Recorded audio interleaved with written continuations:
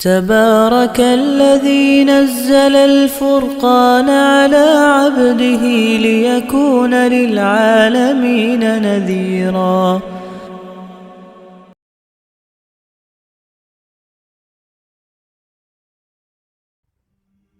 حضور پاک صلی اللہ علیہ وآلہ وسلم پر وحی کا ابتدائی دور اچھے سچے اور پاکیزہ خوابوں سے شروع ہوا۔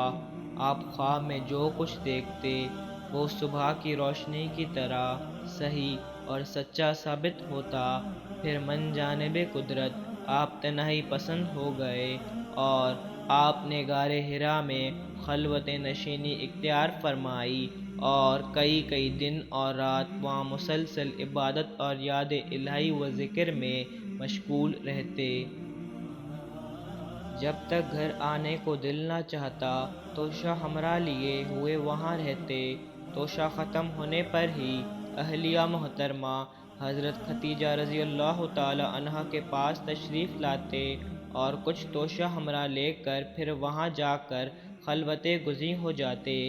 یہی طریقہ جاری رہا یہاں تک کہ آپ پر حق منکشف ہو گیا اور آپ غار حرا میں ہی قیام پذیر تھے کہ اچانک حضرت جبرائیل علیہ السلام آپ کے پاس حاضر ہوئے اور کہنے لگے کہ اے محمد پڑھو۔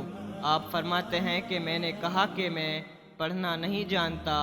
آپ صلی اللہ علیہ وآلہ وسلم فرماتے ہیں کہ فرشتے نے مجھے پکڑا، اتنے زور سے بھینچا کہ میری طاقت جواب دے گئی، پھر مجھے چھوڑ کر کہا کہ پڑھو۔ میں نے پھر وہی جواب دیا کہ میں پڑھا ہوا نہیں ہوں۔ اس فرشتے نے مجھ کو نہایت ہی زور سے بھینچا کہ مجھ کو سخت تکلیف محسوس ہوئی، پھر اس نے کہا کہ پڑھ۔ میں نے کہا کہ میں پڑھا ہوا نہیں ہوں۔ فرشتے نے تیسری بار مجھ کو پکڑا اور تیسری مرتبہ مجھ کو بھینچا، پھر مجھے چھوڑ دیا اور کہنے لگا کہ پڑھو اپنے رب کے نام کی مدد سے جس نے تمہیں پیدا کیا اور انسانوں کو خون کی پھٹی سے بنایا، پڑھو اور آپ کا رب بہت ہی مہربانیاں کرنے والا ہے۔ بس یہی آیتیں آپ صلی اللہ علیہ وآلہ وسلم حضرت جبرائیل علیہ السلام سے سن کر اس حال میں غار حرا سے واپس ہوئے کہ آپ کا دل اس انوکھے واقعے سے کانپ رہا تھا۔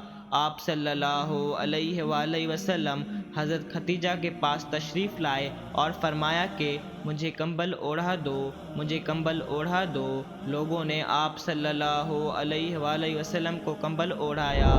جب آپ کا ڈر جاتا رہا تو آپ نے اپنی زوجہ محترمہ حضرت ختیجہ رضی اللہ تعالی عنہا کو تفصیل کے ساتھ یہ واقعہ سنایا اور فرمانے لگے کہ مجھ کو اب اپنی جان کا خوف ہو گیا ہے۔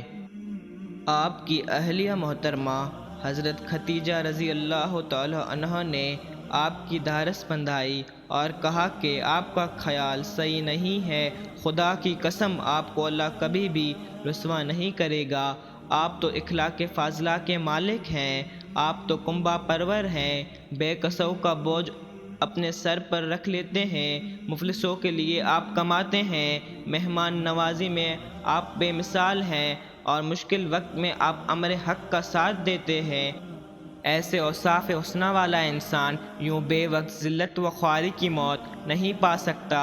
پھر مزید تسلی کے لیے حضرت ختیجہ رضی اللہ تعالی عنہا آپ صلی اللہ علیہ وآلہ وسلم کو ورقہ بن نوفل کے پاس لے گئیں جو ان کے چچا زاد بھائی تھے اور زمانہ جاہلیت میں نصرانی مذہب اختیار کر چکے تھے اور عبرانی زبان کے کاتب تھے۔ چنانچہ انجیل کو بھی حسب منشاء خداوندی عبرانی زبان میں لکھا کرتے تھے۔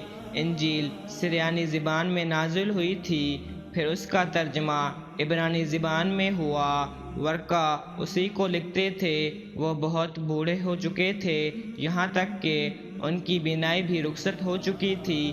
حضرت ختیجہ رضی اللہ تعالی عنہا نے ان کے سامنے آپ کی حالت بیان کی اور کہا کہ اے چچا زاد بھائی، اپنے بھتیجے محمد صلی اللہ علیہ وآلہ وسلم کی زبانی ذرا ان کی کیفیت سن لیجئے۔ وہ بولے کہ بھتیجے، آپ نے جو کچھ دیکھا ہے اس کی تفصیل سناؤ۔ چنانچہ آپ صلی اللہ علیہ وآلہ وسلم نے از اول تا آخر پورا واقعہ سنایا، جسے سن کر ورقہ بے اختیار ہو کر بول اٹھے کہ یہ تو وہی ناموس معزز رازدان فرشتہ ہے جسے اللہ نے حضرت موسیٰ علیہ السلام پر وحی دے کر بھیجا تھا۔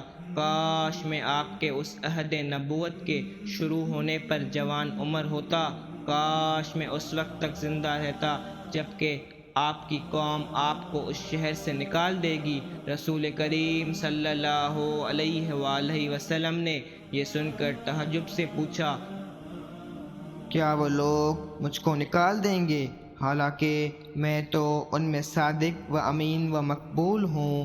ورقہ بولا، ہاں یہ سب کچھ سچ ہے، مگر جو شخص بھی آپ کی طرح امر حق لے کر آیا، لوگ اس کے دشمن ہی ہو گئے ہیں۔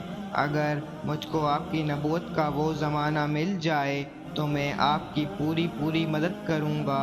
مگر ورقہ کچھ دنوں کے بعد ہی انتقال کر گئے۔ پھر کچھ عرصے تک وہی کی آمد موقوف رہی۔ صحیح بخاری، حدیث نمبر 3۔